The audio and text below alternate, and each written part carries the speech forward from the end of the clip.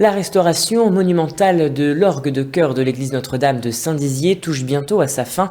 Après 2 ans de travaux, l'orgue va retrouver sa configuration d'origine. Construit en 1848, il a subi 3 évolutions successives pour le moderniser.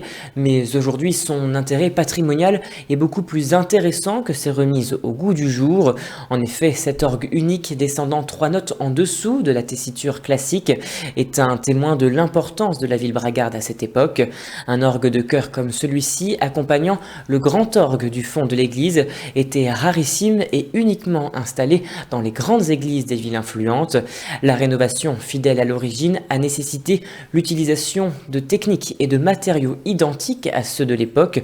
Le bois de l'orgue est ainsi collé avec de la colle de poisson, comme c'en était l'usage, mais restaurer un orgue vieux de 174 ans est loin d'être si facile. Écoutez.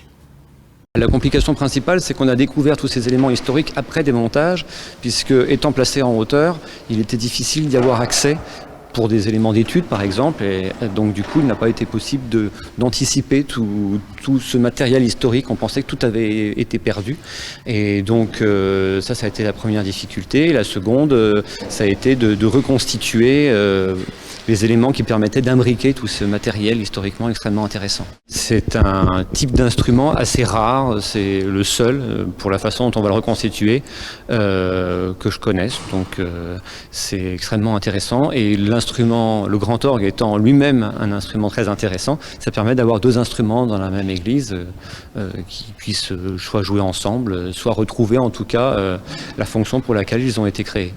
Cet instrument, à l'origine, avait des éléments musicaux